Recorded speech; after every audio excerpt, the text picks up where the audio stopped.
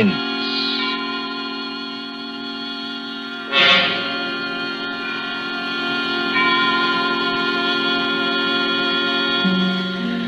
Tonight, Columbia brings you, as a guest star, Peter Lorre, one of the screen's past masters of the art of suspense.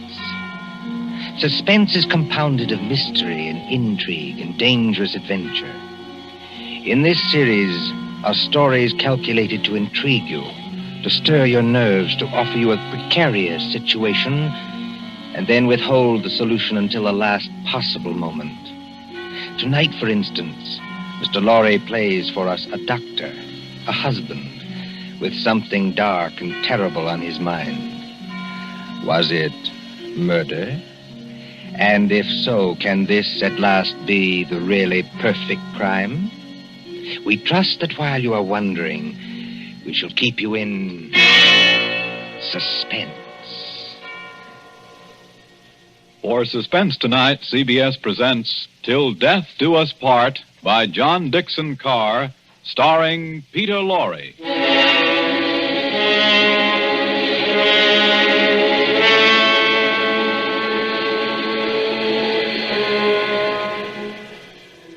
Late one night in December of 1941, a man and his wife sat beside the fire in their country cottage. This man, look at him. A professor of mathematics, stout and middle-aged, guileless as a child. In the remote corner of England where he lives with his pretty English wife, they say of him... Jolly decent fellow, you know, for a foreigner. Isn't he? Always a smile for everybody, and so polite. That's why it's such a shame about his wife and that young American. There hasn't been anything between them yet, I'm almost sure. But if the American stays here much longer... Shh, I tell you.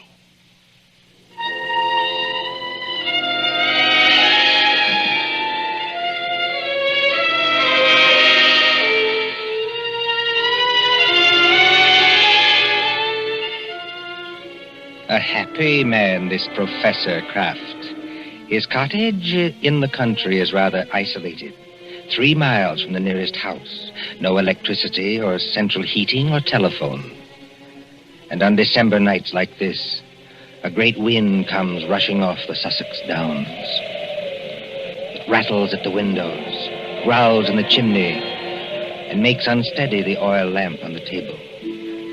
Professor Irwin Kraft sits before the fire in a snug book-lined room. And across from him, sewing, sits his young wife, Cynthia. A domestic scene. A very domestic scene. Oh, my pet, this is wonderful, isn't it? Oh, so nice and cozy. How I enjoy our little home. It's a pleasure to be indoors on a night like this, isn't it? Yes. Did my darling have a good day? Just about as usual. No adventures, huh? Not exactly. I walked into the village. Walked? Oh, I really blame myself for burying you out here. I ought to get your car. That's not necessary, thanks. Come now, come. Did something happen to upset my little pet today? No. You know, darling, I look at you and I marvel. You marvel at what? At a wife who can actually blush. Yes, with a skin so fair and a conscience so transparent that she can actually blush. I wasn't blushing about... About what? About anything you might be thinking. It's your horrible habit of putting everybody else in the wrong. Oh, but the neighbors don't think that about Papa Croft. Neighbors don't have to live with you. I do. And you mustn't scratch either. Not when we are so snug here, so cozy. And the kettle on the fire's nearly boiling, and the rum is ready, and the lemon juice, and the sugar for her medicine. Oh, and must I drink that stuff? I don't like rum. But you have a cold, darling. I haven't got a cold. Really, I haven't. Now, darling, twice today I heard you cough. Now, you are going to take your medicine, Cynthia, and take it here and now, and not offend your clumsy old husband by refusing. Why do you keep on treating me like a girl of 16? I love to treat you like that, Cynthia, because Because I cannot fathom your thoughts. You lock up your thoughts. And that is a dangerous English habit. You see, thoughts accumulate and won't be stifled. And sooner or later, when you least expect it... Oh, look out. The kettle's boiling over. So it is. Owen, please, lift it down from there. Of course. I apologize. My darling. There. For a second, you know, you almost frightened me. Huh? I frightened you? I suppose it's foolish. Well, here we are, my dear. Here we are. Now, see, I put 2 tumblers on the coffee table. And now, a spoon in each so that the heat doesn't crack them. My dear, must you give me so much rum? Can't I have the small one? But we have to cure that cold of yours, Cynthia. Now comes the lemon juice. Yes. And now comes hot water to the top. Here we are. And 2 lumps of sugar for each of us. There you are, darling. Now let's drink up, huh? Owen, listen. I didn't hear anything. I did. It came from that cupboard over there. It sounded like your accordion. Oh, that's nonsense, darling. That's nonsense. There it is again. Well, that's only the wind. Or perhaps a rat that got into the cupboard. Owen, I'm terrified of rats. Go and kill it. Would you mind? Oh, you really sit very heavy labors, my sweet, for one of my weight. Well, if you insist, all right. Well, I'll take a good heavy poker from the fireplace. And, of course, it means a little trip to the cupboard. Owen, never mind. You haven't changed your mind, have you? It'd probably run out across the floor. Come back. Wouldn't run very far, I'm sure. Well, again, if you insist. I can't think what's the matter with me tonight. No? No, You're sure nothing upset you in the village today, huh? certainly not. How about this young American, that fledgling doctor, what's his name? You mean Dr. Craig? That's it, Dr. Craig. Dr. Craig. Didn't someone say he was leaving today for London and then back to the States? I believe so. That's what Lady Randolph told me. And you didn't say goodbye to him? Certainly not. Well, that wasn't kind of you, darling. That wasn't friendly. What's the matter? Don't you like my nice hot rum drink? No. But you'll give me no peace till I do drink it. That's right, darling. That's right. Now, take it down like a good girl. I'm keeping you company. See? Oh, how pretty she looks. With her yellow hair in the firelight. And her red mouth. And her light little hands. Very pretty. Oh, there is just one other thing, Cynthia. I gave you a letter to post this afternoon. Did you post it? Yes. Registered? Yes. And did you notice to whom the letter was addressed? Everybody notices the address on an envelope. It was to some Mr. Hatherby at Market Shepherd. That's right. But I don't know who he is, if that's what you mean. Oh, Mr. Hatherby is the coroner of this district. The coroner? That's right. That's right. But is there any reason why you should be writing letters to the coroner? Well, there will be tomorrow morning. We have been just drinking poison, my love. Why do you drop your glass, darling? I don't believe you. No? This will interest you, Cynthia. You were a trained nurse, and weren't you, You see, the poison was aconite, monkshood. No. Yes, homegrown in our own little garden. You know, 1/16 of a grain has been a fatal dose. There's no telephone here. No car, not even a neighbor. Exactly, my angel. Take your hands off me. Let me get up. No, my pet. In about 5 minutes, you see, the first symptoms will come on.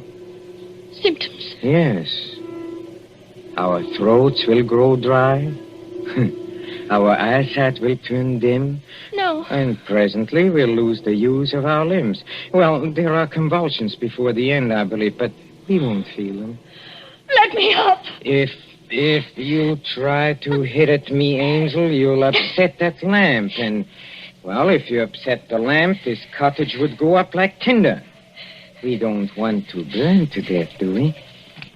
Owen, why are you doing this? Why are you doing it? Why? Do you think all Papa Kraft is blind, my pet? Huh? If I can't have you, Cynthia, nobody else is going to have you. You mean Jim Craig?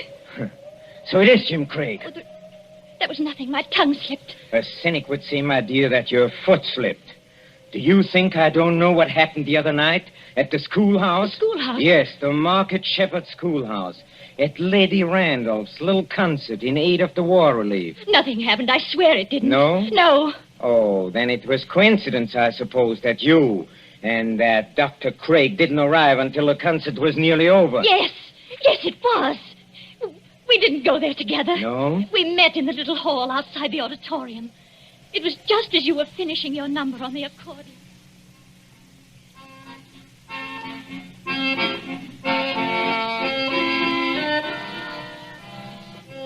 Oh, I beg your pardon. It's so dark here I almost bumped into you. Isn't that Mrs. Kraft? Yes. Good evening, Dr. Craig. We seem to be late. Very late, I'm afraid. I was detained on a case. I didn't feel like coming here at all. Oh, just a moment before I open that door for you. Won't it look a little funny, our arriving here together? Funny? Why should it?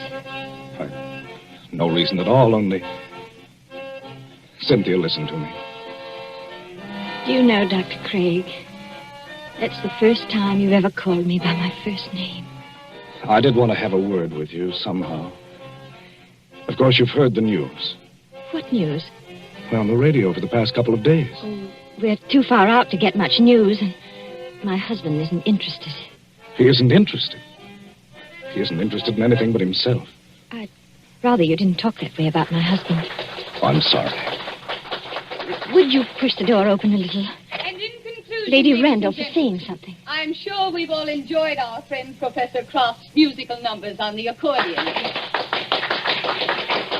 And the vicar's conjuring tricks. And little Miss Linshaw's spirited recitations. It only remains for me to tell you that the collection for this little entertainment will amount to the... Yes, Colonel Thompson, what is it? Colonel Thompson's going across the platform in rather a hurry. Looks like an announcement of some kind. Ladies and gentlemen, your attention. We have just received some late news by the 9 o'clock bulletin. I think I can guess what it is. Following yesterday's declaration against Japan, the Congress of the United States today declared war against Germany and Italy. No applause, please. I think I can say that these things go too deep for applause. We entered a war lightly, and we have learned.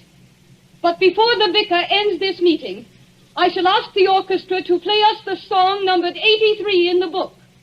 A song we know is dear to the hearts of all Americans.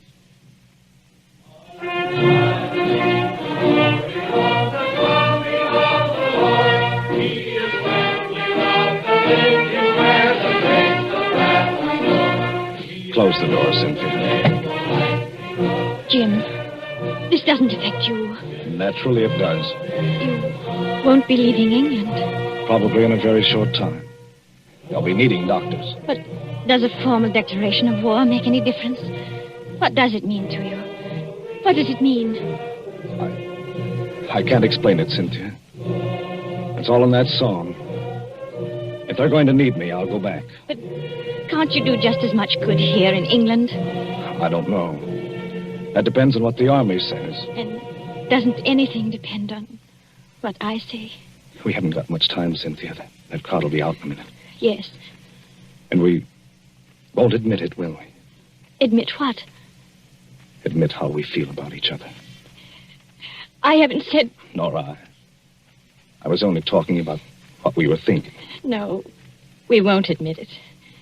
You say you can't explain about the war. I can't explain about this. Don't try. It's better this way. Owen's been very good to me. And he's such a childlike person. Yes. Everybody likes him. Oh, he has his tempers, and he's not easy to live with sometimes, in spite of what they think. But I can't do anything to hurt him, because he'd never do anything to hurt me. Never, never, never in the world.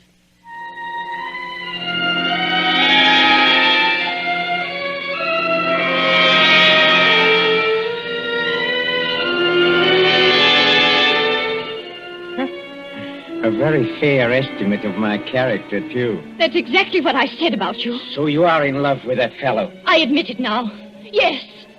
Tell me, darling, do you feel anything yet?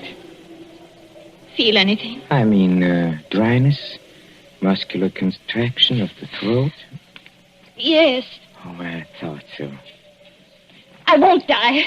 I won't. And how do you propose to stop yourself? Your only chance would be to reach the village infirmary. And I'll see to it that you don't get there. But what if the poison takes you before it takes me? Then you can't stop me. But it won't, darling. You seem terribly sure of that. You see, the amount I gave you, as you perhaps noticed, was more than I gave myself. I'm going to follow you, my little pet, into the dark, where there are no Dr. Jim Craigs, but not too quickly. I shall still have most of my faculties, Cynthia, when your convulsions are already beginning. Oh. I wonder if you will. Why do you say that? Your legs don't seem any too steady. I don't know. It must be the heat of the fire, perhaps, or it's very hot in this room. Cynthia, darling, listen to me. Yes, Erwin? There is a copy of Taylor's medical jurisprudence over on the shelf there.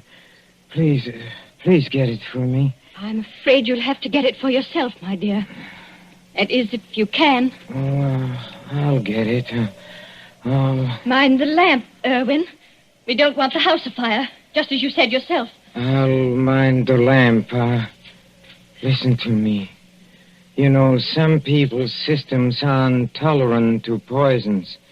They experience in minutes what ought to take hours. Does it hurt, Erwin?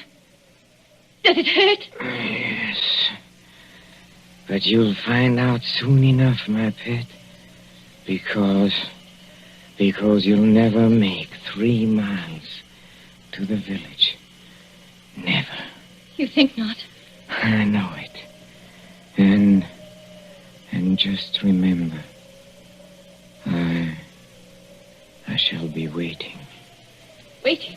Out in the dark and cold, where there is neither marriage nor giving in marriage. I'll be waiting for my little pet to come and join me. I shall be waiting. Erwin! Erwin! Oh, I hate you. I loathe you. I'm afraid of you. But I don't want you to die because of me. And yet, you are dead, Erwin. But I'm not going to join you. I've never prayed much, Erwin, but I'm praying now. Whatever comes over my wits and makes my senses weak, give me strength enough to get to the village. Just give me strength enough to get to the village.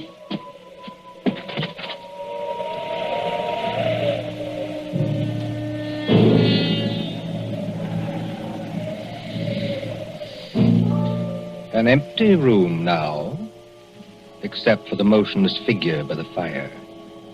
The great wind enters through an open front door and makes the lamp shake dangerously on the tables. The whole house creaks. Otherwise, it is very quiet. Suddenly, the corpse sits up. Professor Kraft looks pleased, doesn't he? Very pleased. very alert, as he moves over to a certain cupboard door. Well, and now I think the real fun can begin. Patience, patience, patience, my friend, while I open the cupboard door. Well, there we are. I hope you haven't been too uncomfortable, Dr. James Craig. Oh, I'm all right, thanks. So you managed to get the gag out of your mouth, huh? I managed it, yes, just now. I'm too late. Well, you are still securely tied up, I'm glad to say. You know, you gave me several very, very unpleasant moments, young man, when you got your foot on that accordion. Did I? Well, Cynthia thought you were a rat and wanted me to kill you. You know, she shows very good sense sometimes. I could hear both of you talking. Thanks very much. Oh, of course, you could, of course. Excuse me, please. I forgot that. Yes, and I could see you, too, through a crack in the door. Well, you were intended to see us. But now, come on. First of all, I'll drag you out of here. Yes, let me take you. Yes. Now we can sit down and have a nice, cozy little chat, huh? How much aconite did you give Cynthia? How much? Oh, about 2 grains. 2 grains? Well, then she can't possibly... No, she can't possibly live until morning. But she can live long enough to testify that she saw me die. And how much poison did you take yourself? I? None. None at all? No, none at all. But you mixed those drinks out of the same materials. I saw you do it. Well, but there wasn't any poison in the rum, young man. You see, 2 lumps of sugar steeped in aconite were dropped into Cynthia's glass. I marked them, and I didn't make a mistake. Can you see the beginnings of Papa Croft's plan? Why, you... You see, Cynthia left the door open, my friend. And there is a very strong wind blowing tonight. Well? Just observe how it lifts the table covers, flutters the magazines, makes the lamp tremble. I shouldn't be surprised, you know, if one of those lamps blew over. A fine crash in a sheet of flame, huh? And when they come here tomorrow morning, after Cynthia's testimony in my letter to the coroner, they'll expect to find at least a few charred bones among the ruins. And, of course, they must find some remains. Whose remains? Yours. Yes, you've got me tied up pretty well, haven't you? And now, you see... Now comes the best. You were last seen going towards the railway station, to London, and then to America. Nobody will inquire after you. Except Cynthia. That's right, except Cynthia, who will be dead. That I waylaid you and brought you here while Cynthia was in the village will not be known to our good coroner, and I shall disappear. What do you think of it, young man, huh? I think it's rather good, huh?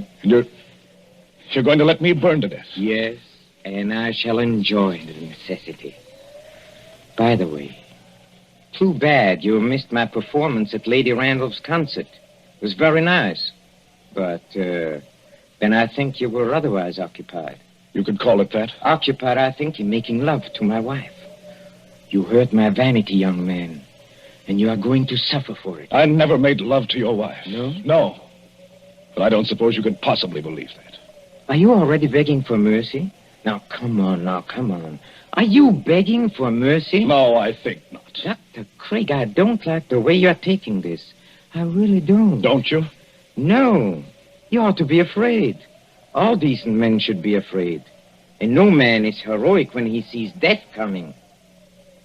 But you are as white as a plate. You can't take your eyes off me. And you seem to be expecting something. Maybe I am expecting something. You are? Well, I think I can persuade you to tell me what's on your mind, my friend. If I use the poker out of the fire, huh? You see, I'm a mathematician. I leave nothing to chance. Do you hear that, Professor Kraft? A car is stopped out in front.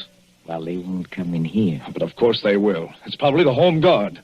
Look, you fool, you've left the front door standing wide open in a blackout. Don't be childish. Do you think to upset me with that? Something's upset you. Take a look at yourself in a mirror. Huh? Nothing. Nothing can upset my plans now. Everything is ready. My clothes and my money are in a stable. This place, this pretty little cottage, will be a furnace. All I have to do is pick up that lamp. You see, like this, and something is wrong with me. Oh, you're not acting this time, are you? You're not pretending now. You swine! What have you done to me? I have done nothing to you. You have done something to me. I can feel it. There is sweat all over me. My throat is choking. This way, Lady Randall. Through the gate and up the path. That sounded like my wife's voice. It was Cynthia's voice. What is wrong with you? A person would think you were drunk. I'm sorry, Lady Randall. Stopping me in the road and asking to be taken to the infirmary at 80 miles an hour. And then finding there was nothing wrong with you. But it can be. It isn't possible. Oh, but it is. You see, your plans didn't include the fact that Cynthia doesn't like rum.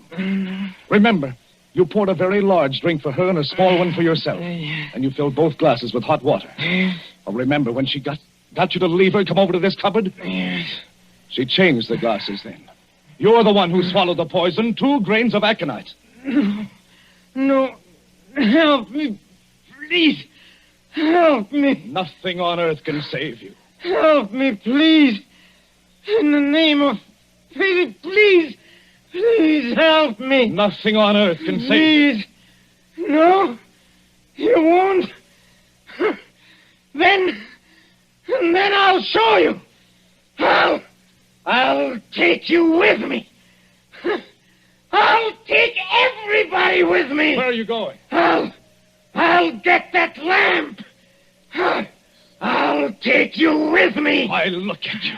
You can't even see. You're blind. You're staggering straight into that cupboard. I'll take you. I'll take you with me. I'll take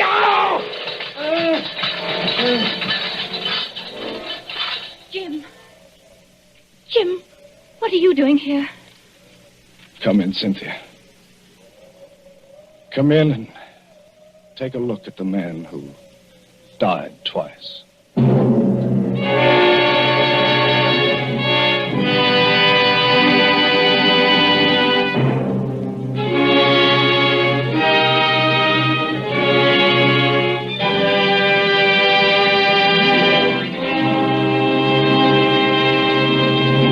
And so ends Till Death Do Us Part, starring Peter Lorre. Tonight's story of suspense. Columbia presents these tales of mystery and intrigue and dangerous adventure for your relaxation and enjoyment. Next Tuesday, there'll be another in this series. Same hour, 9:30 Eastern Wartime. Mr. Lorre was starred as Professor Kraft. He was supported by Alice Frost as Cynthia, David Gothard as Dr. Craig, and Mercedes McCambridge as Lady Randolph. William Spear, the producer, John Dietz, the director, Bernard Herrmann, the composer-conductor, and John Dixon Carr, the author, are collaborators on Suspense. This is the Columbia Broadcasting System.